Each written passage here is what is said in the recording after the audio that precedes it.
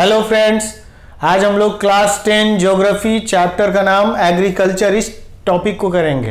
Agriculture किसी भी country के लिए बहुत इंपॉर्टेंट होता है। एग्रीकल्चर से उस कंट्री के लोगों के लिए फूड्स या वेजिटेबल्स, फ्रूट्स, इन सभी चीज़ों का ज़रूरत नीड पूरा होता है। और सबसे इम्पॉर्टेंट, मोस्ट इम्पॉर्टेंट चीज़, उस कंट्री के इंडस्ट्री के लिए रॉ मटेरियल का भी ज़रूरत इसी प्राइमरी एक्टिविटी यानी कि एग्रीकल्चर से पूरा होता है। तो आइए आज हम लोग इस एग्रीकल्चर चैप्टर को 10th क्लास ज्योग्राफी थोड़ा डिटेल में देखते हैं। India is an agriculturally important country. About 2/3 of its population engage in agriculture. India मुख्य रूप से एक कृषि प्रधान देश है और यहाँ के 2/3 आबादी यानी 2/3 का सीधा मतलब हो गया अबाउट 65-66% लोग पॉपुलेशन इस एग्रीकल्चर में इंगेज हैं। Agriculture is primary activity. हमारे देश में लोगों का सबसे मुख्य एक्टिविटी एग्रीकल्चर है क्योंकि ज़्यादा से ज़्यादा लोग इसी में डायरेक्ट या इनडायरेक्ट इन्वॉल्व हैं। It produces food we consume. Beside food it produces raw material for various industries. ये हम लोग जो कुछ भी अनाज इस्तेमाल करते हैं या फ्रूट्स वेजिटेबल इस्तेमाल करते हैं, इसी एग्रीकल्चर प्राइमरी एक्टिविटी से प्रोड्यूस किया जाता है। और सबसे इम्पॉर्टेंट इंडस्ट्री के लिए रॉ मटेरियल भी यही एग्रीकल्चर से प्रोड्यूस होता है। Some agricultural raw material based industries are cotton, jute, wool, silk, sugar etc। कुछ रॉ मटेरियल बेस्ड इंडस्ट्रीज का नाम लिया गया। उस रॉ मटेरियल बेस्ड इंडस्ट्रीज में शुगर से रिलेटेड इंडस्ट्री हो गई, सिल्क वूल से रिलेटेड इंडस्ट्री हो गई, कॉटन या जूट से रिलेटेड इंडस्ट्री हो गई। उसके अलावा कुछ और ऐसे products, some exported agricultural products are, कुछ और एग्रीकल्चरल प्रोडक्ट्स जिसको हम लोग एक्सपोर्ट करते हैं अपने देश से दूसरे देश बेचा जाता है, भेजा जाता है।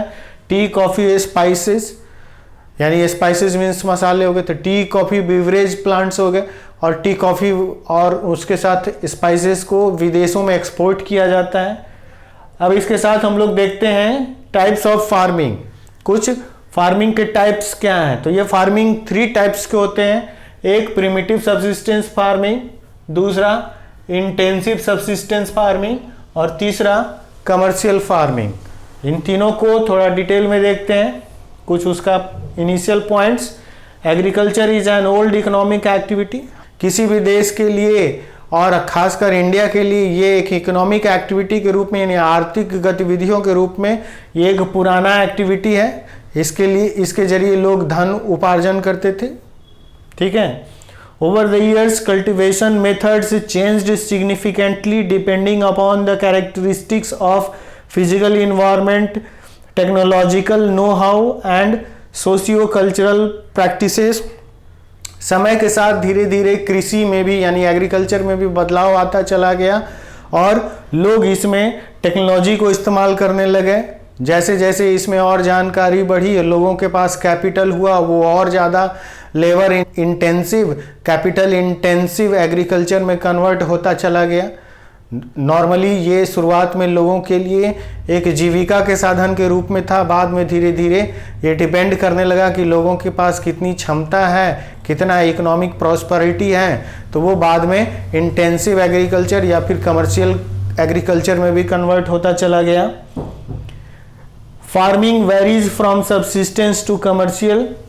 यही फार्मिंग हमारे लिए, हमारे कंट्री में कहीं पर ये सब्सिस्टेंस फार्मिंग है यानी सिर्फ जीविका उपार्जन के लिए है, जीवन जीने के लिए जरूरी एक इकोनॉमिक एक्टिविटी के रूप में है। तो कहीं पर इसके लिए कमर्शियल एक्टिविटीज़ किया जाता है। कमर्शियल का इसका मतलब कि इतना ज़्यादा इसको उपजाया जाता है कि उसको अपनी ज़रूरत के कहीं ज़्यादा सरप्लस को मार्केट में भी सेल करते हैं और बहुत ज़्यादा हो तो उसको हम लोग इंडिया से बाहर एक्सपोर्ट भी करते हैं। तो कमर्शियल एक्टिविटीज़ में भी ये एग्रीकल्चर शामिल हो जाता है।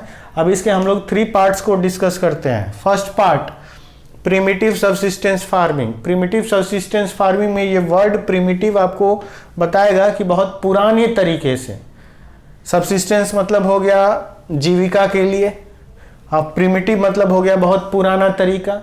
तो बहुत पुराने तरीके से जीवन जीने के लिए जो कृषि पर आधारित तरीका था उसी को हम लोग यहाँ प्रिमिटिव सब्सिस्टेंस फार्मिंग कहते हैं। It is still practiced in few pockets of India. It is practiced on a small patches of land with the help of primitive tools like hoe, dao and digging sticks with their family and community labor. बोला गया कि ये बहुत पुराना तरीका है, भारत में अभी भी कहीं कहीं किसी क्षेत्रों में स्मॉल पैचेज ऑफ लैंड में इसको इस्तेमाल किया जाता है, बहुत छोटे स्तर पे इस्तेमाल किया जाता है और इसमें मोस्टली फैमिली या फिर कम्युनिटी के लोग ही शामिल होते हैं और पुरानी पद्धति से यानी कि कुदाल से या फिर खुरपी इत्यादि से या फिर डिगिंग स्टिक से इस खेती को किया जाता है। This type of farming depends upon monsoon, natural fertility of the soil and suitability of other environmental conditions of the crop grown. Monsoon पे डिपेंडेंट एग्रीकल्चर है, यानी मानसूनल रेन होगा तो ये एग्रीकल्चर होगा, रेन नहीं होगा तो ये एग्रीकल्चर नहीं होगा, इफेक्ट पड़ेगा। नेचुरल फर्टिलिटी, जमीन की नेचुरल फर्टिलिटी होगी तब ये एग्रीकल्चर होगा, फर्टिलिटी डिक्रीज हो गई है तो उस पार्ट पे एग्रीकल्चरल एक्टिविटी नहीं होगा। Soil and suitability of other environmental conditions of the crop grown, तो क्रॉप ग्रोन के लिए जो टेम्परेचर रिक्वायरमेंट है, रेन का रिक्वायरमेंट है, ह्यूमिडिटी का रिक्वायरमेंट है, सॉइल की फर्टिलिटी, ये सब कुछ यदि मैच करता है और सबसे इम्पॉर्टेंट मानसूनल रेन होता है तभी यहाँ इस तरह की खेती प्रिमिटिव सब्सिस्टेंस फार्मिंग हो सकती है, अदरवाइज ये प्रिमिटिव सब्सिस्टेंस फार्मिंग नहीं हो पाएगी।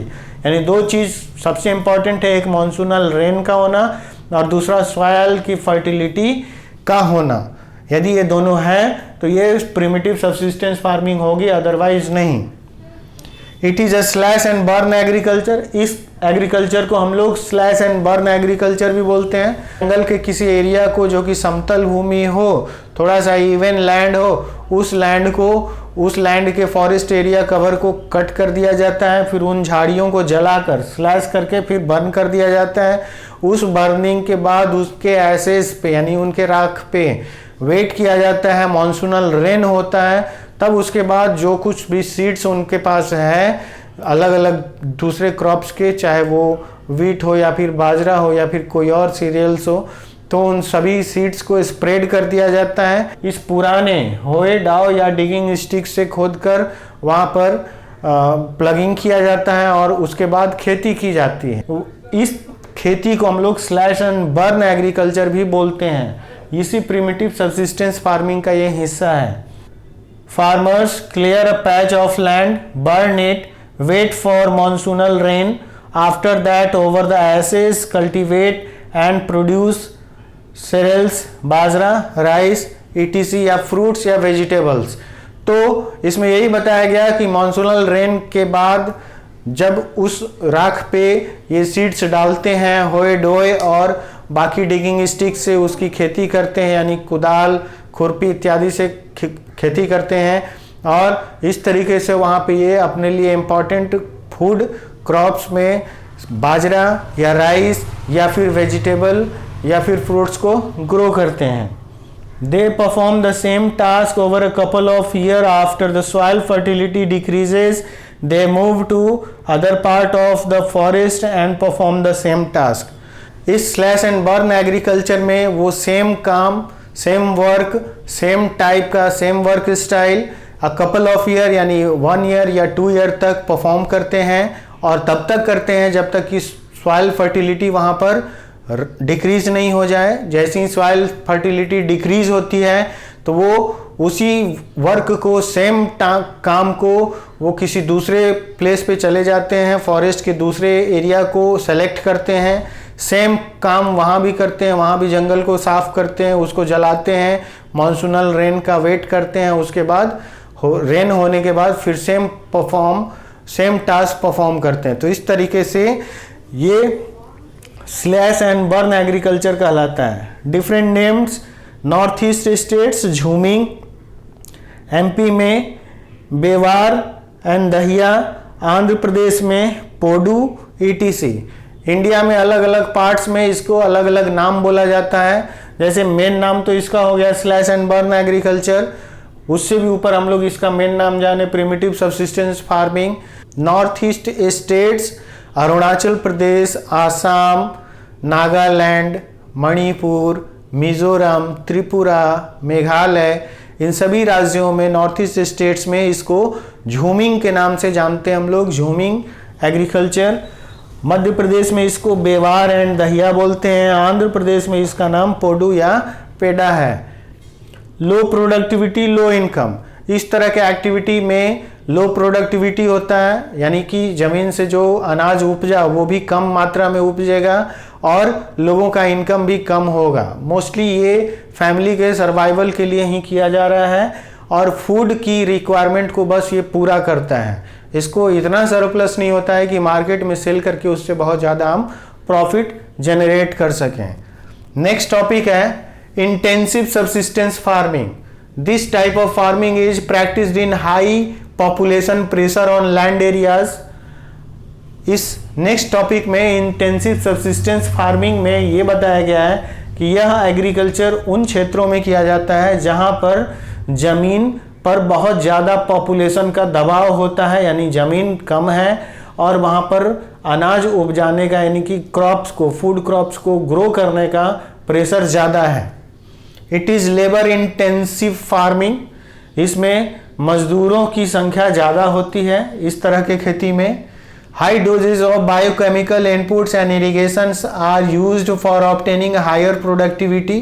बिहार, यूपी, पंजाब, इसमें जमीन से ज़्यादा उपज निकालने के लिए ज़्यादा से ज़्यादा बायोकेमिकल फर्टिलाइजर्स इत्यादि चीज़ों का इस्तेमाल करना पड़ता है, ताकि ज़मीन तो लिमिटेड है, लैंड इज फिक्स, लेकिन उससे ज़्यादा से ज़्यादा प्रोडक्टिविटी अचीव भी की जा सके।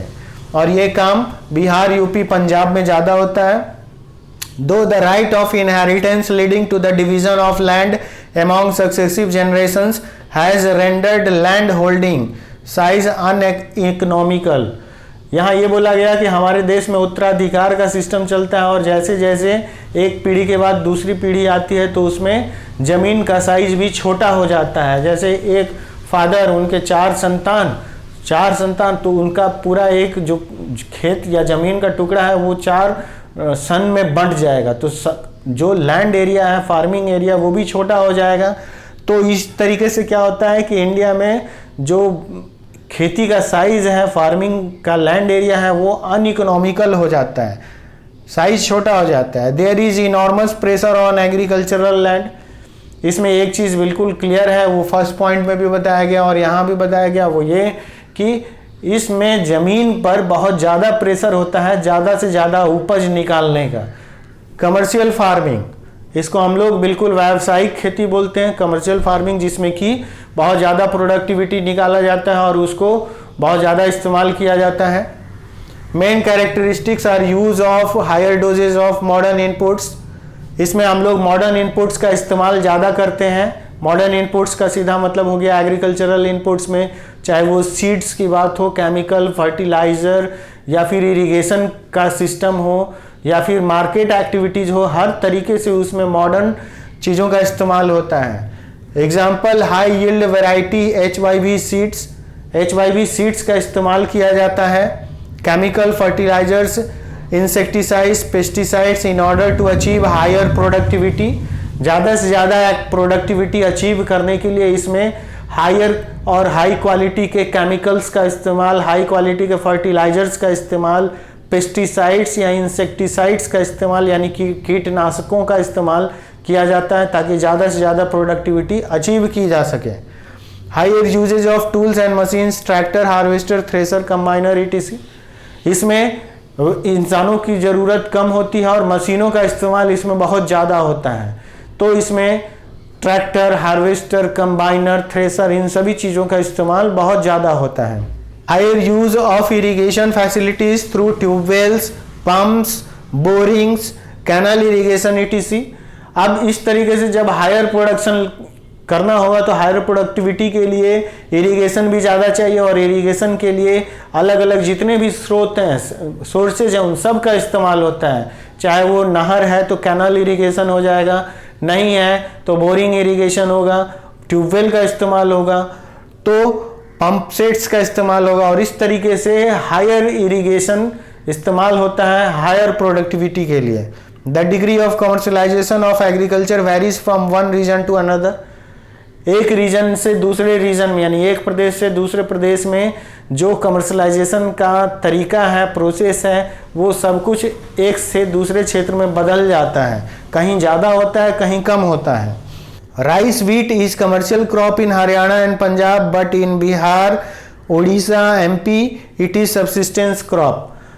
जो बताया गया राइस और व्हीट, ये पंजाब हरियाणा के लिए तो कमर्शियल क्रॉप है, लेकिन उड़ीसा, बिहार, मध्य प्रदेश के लिए एक सब्सिस्टेंस क्रॉप है।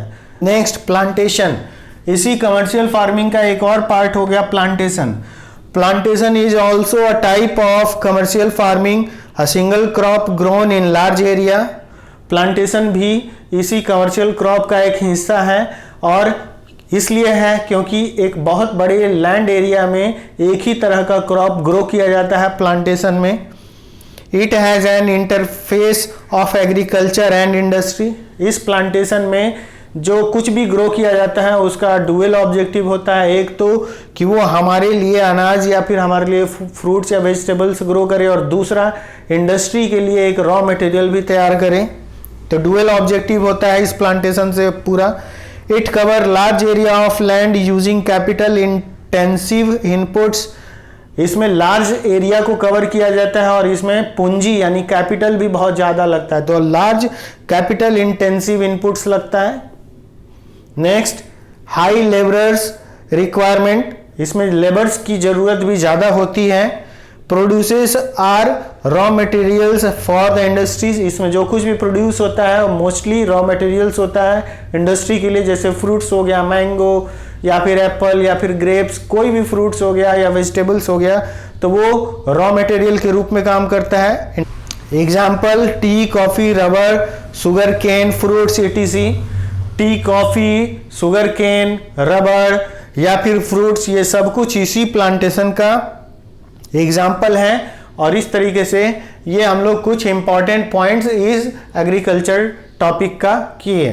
क्लास 10 के हिस्ट्री और ज्योग्राफी के बहुत सारे वीडियोस के लिंक आज के इस वीडियो के डिस्क्रिप्शन बॉक्स में दिए हुए हैं। यदि आपको मेरा वीडियो अच्छा लगता है तो प्लीज़ लाइक, शेयर, सब्सक्राइब और कमेंट करना ना भूलें। Thank you.